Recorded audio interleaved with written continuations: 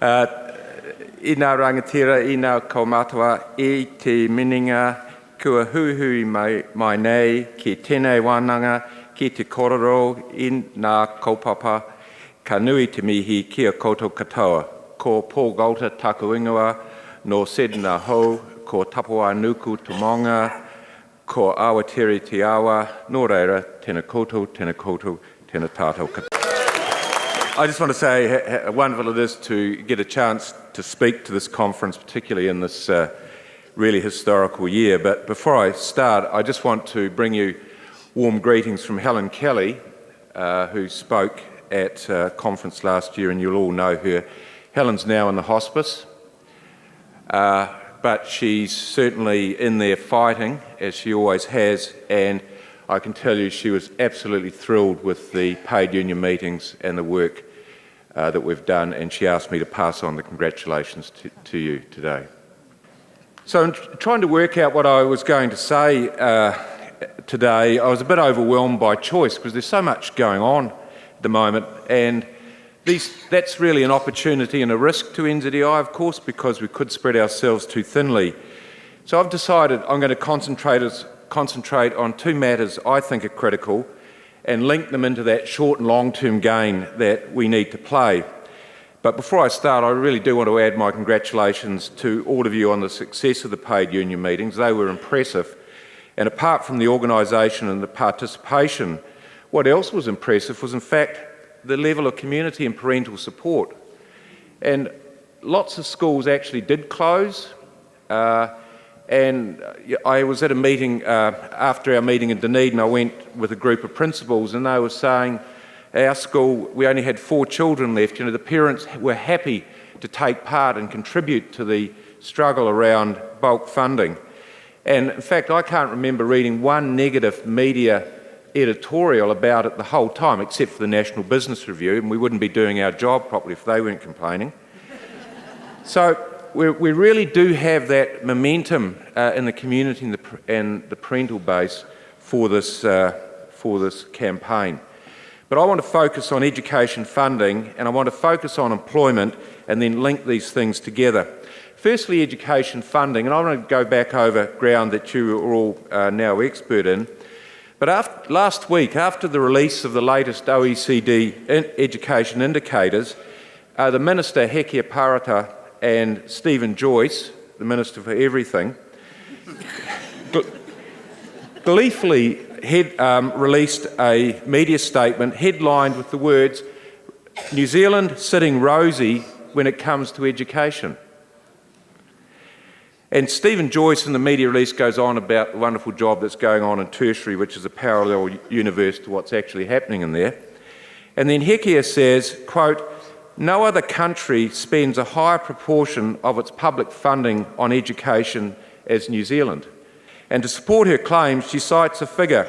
We spend 18.4% of our public spending on education, top.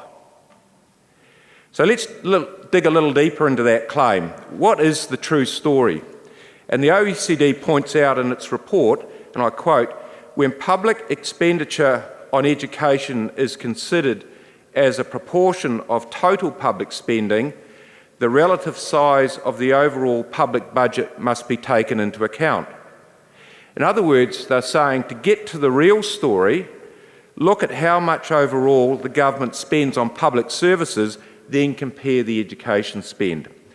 Well, the OECD does that in the report, and they found the top 5 countries, which included New Zealand, as Hekia proudly boasts, all appear at the bottom. It's all reversed. And this is because in those 5 countries, including New Zealand, all spend greatly less on public services, and that's the result of the cuts of successive governments in public spending. The proportion of education spend looks high, not because it's high in absolute terms, but it's high because successive governments in New Zealand have cut public spending and education's not been cut quite so much in real terms.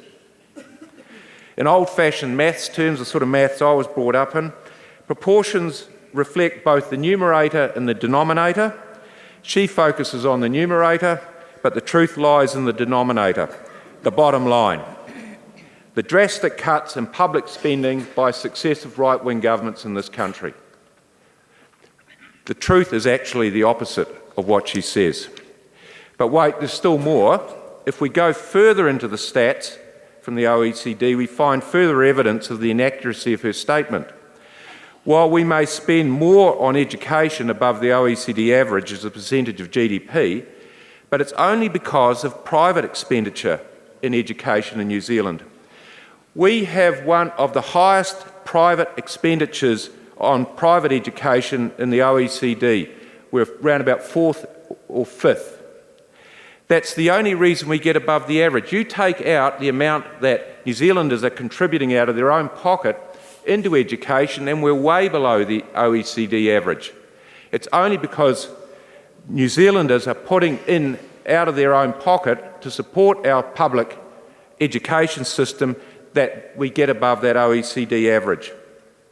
And you all know that because you actually have to spend all of your years relentlessly fundraising, schools charging really dodgy fees, and you even dig into your own pockets. That's the truth of New Zealand's, quote, free and universal education system. It's propped up by private expenditure from citizens. But wait, there's even still more. She doesn't mention expenditure per student. And this is really important because of the proposed per student funding in the new model. What we find is we are below the OECD average on expenditure per student. Convert this to US dollars. The OECD average spend per student in primary is US 8,477. In New Zealand, it's US 7,354. We are 1,100 US dollars below the average. And if you think about it, if we move to a per student funding model, as is being proposed by the government, we're already way behind the line. We start behind the line and yet they want to move to that model. Nothing about that says it's rosy. And then the rosy picture goes on to talk about our good teacher-child ratios in ECE, which is good. But then she starts to slide the statistics around, yet again claiming for this government the fact that they've more than doubled the ECE spend since 2008. And as usual, she couples this with increase in participation rates in ECE. But as we all know, that increase in the ECE spend is on quantity at the expense of quality. She's absolutely silent on quality, and well she may be. The capped funding on ECE services has put real pressure on quality. We know what that looks like: unqualified teachers, higher fees, longer hours, substandard conditions and so on. If all that adds up to rosy, I'd hate to see what gloomy looks like. The truth is revealed in those statistics. We have a seriously underfunded education system, and there is nothing, I repeat, nothing in the government's funding review that addresses that. In fact, the proud words of the Minister are, it is precluded. And that's why at the very heart of our funding campaign is better funding and better learning. Better funding, not bulk funding.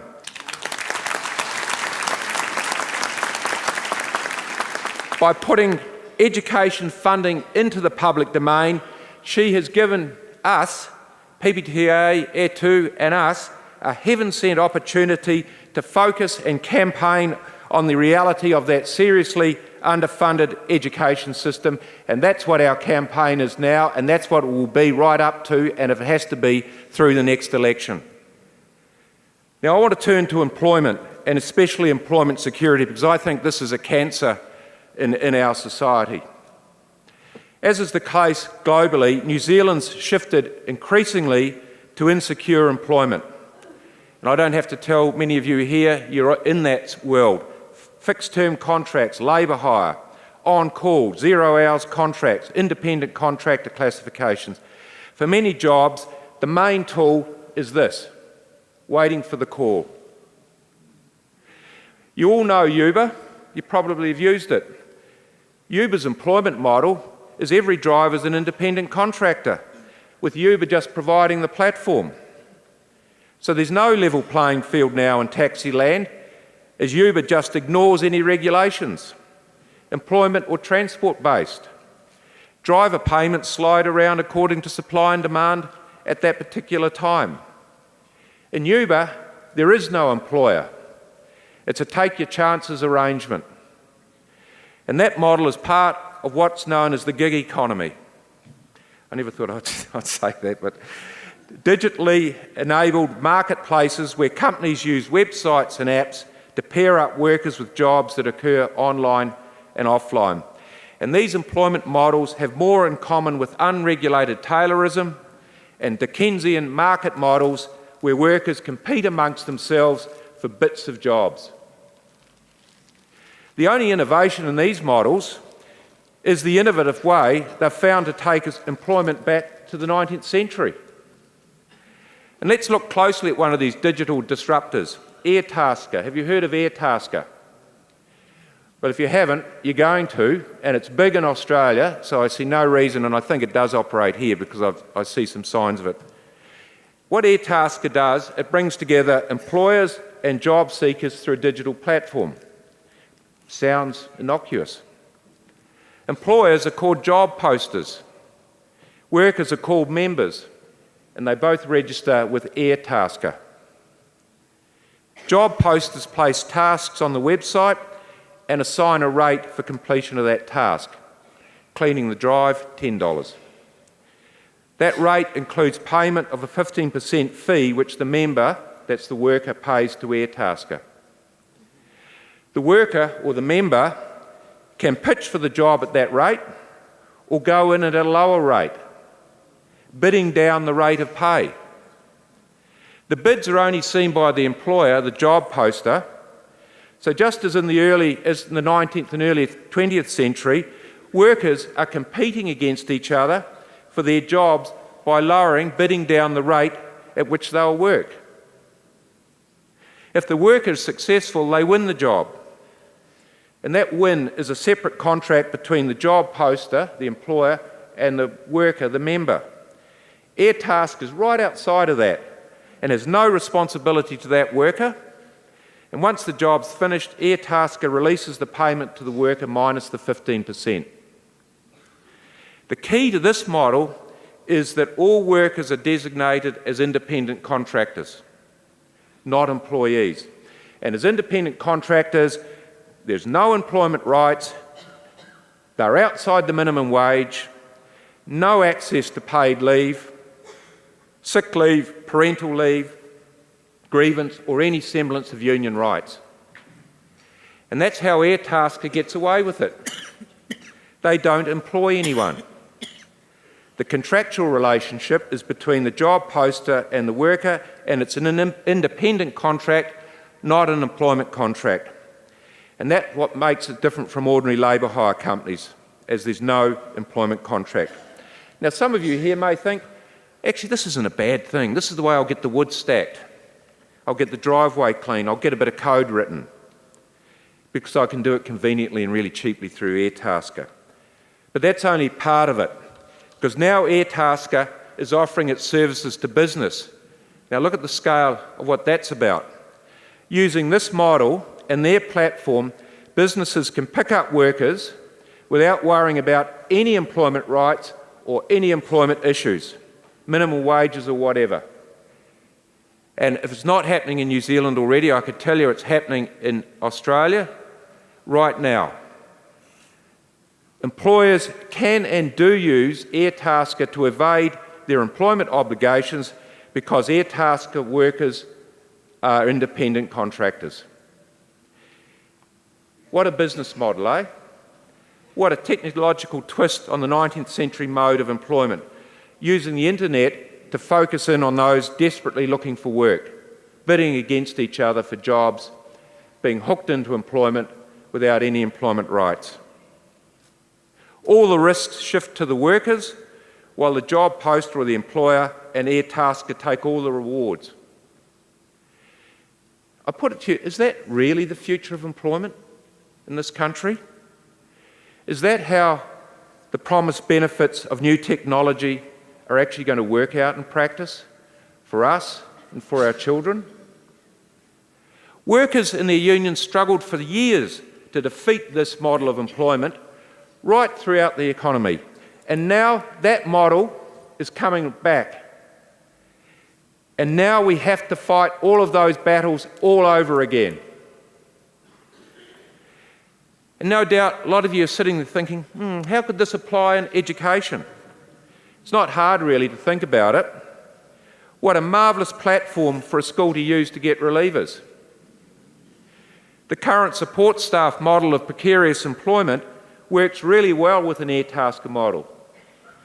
And are there principals out there who couldn't resist a bit of a dabble at it? But more fundamentally, that model goes to the question of what sort of world are we actually educating our students for? What a contrast between our holistic vision of the fully rounded child, confident and capable to succeed, and the air-tasker vision. Are we to have that world that Yong Zhao's mapped out for us, or the world of Tim Fung, the founder of air-tasker?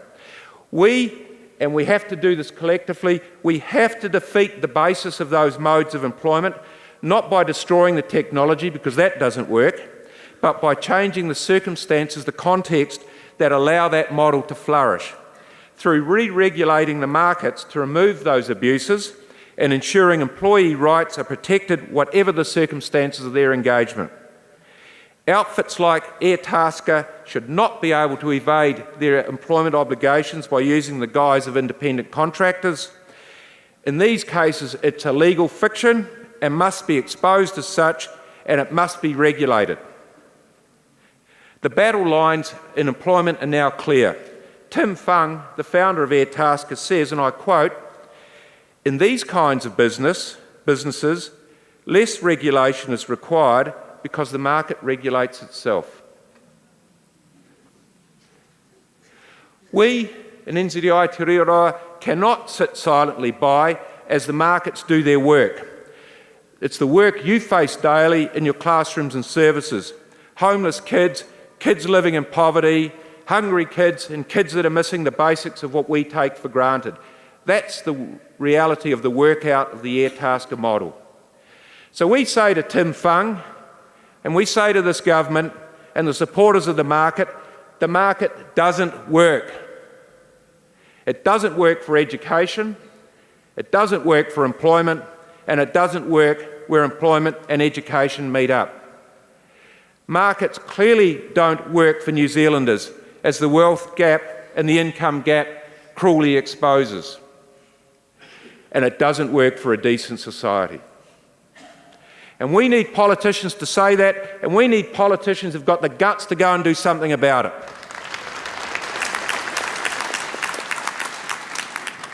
Because if they sit silent and we sit silent, we are complicit in that most basic injustice of all in this country, the 29% of children, our tamariki, who live at or below the poverty line. So that direction must be reversed. And to do this, we must have political change. Change away from that greedy faith in competition and the markets to a direction that has our values, our beliefs at its core. And that means campaigning.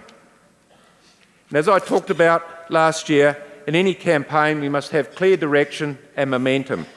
Our direction has been mapped out for us. It's towards the next election. It's about making our issues and our answers everyone's issues and answers. Issues and answers that make people shift their votes the way our Australian colleagues did over the Gonski funding. Issues and answers that map out a New Zealand where child poverty is eliminated. It's okay for John Key to promise to eradicate pests from New Zealand, but he won't commit to eradicating poverty. Issues and answers that ensure the children we're educating today have secure, worthwhile employment tomorrow. issues and answers that ensure that growing inequality in both wealth and income is eradicated, where your postcode is not your future. Issues and answers that ensure every child's best school is their local public school. But to win, we must have momentum, the driving force for change. And just as you showed at the Pums what that looks like, the momentum we gathered through those 2 weeks and beyond must be turned from the tactical win of those paid union meetings to the strategic win of ensuring better funding, not bulk funding, better learning. I believe, and I know because I've seen it, by the force of our argument and the force of our passion and our beliefs, we must ensure that this and every future government meets what we say is that win. And we do this by taking our arguments into our communities, to the parents and directly to politicians. On Monday, a good number of you stood up in response to Louise's call. For those who spoke up at the Pums, you were rightly applauded. But how much more powerful would we be if at the next annual conference, when the question is again asked, who has taken some action in this campaign, everyone stood up. To shift the politics, we need to take this campaign outside the school and centre gates, directly to the community. We need the bus trip, petitions, our rallies on World Educators' Day. We need to directly front politicians at their doorsteps. We need to be visible in the media and visible on the streets. We will not win by sitting silent and inactive. You are the leaders of NZEI, and I say to you, lead. Lead your piece of NZEI in this campaign. We have had a glimpse of how we can move mountains because of our values, our beliefs, our solidarity and our unity. From now to the next annual conference, let's move that mountain. E tū te reo roa. E tū te reo roa. E tū te reo roa. E tū te reo roa. Nō reira, tēnā koutou, tēnā tātou katoa.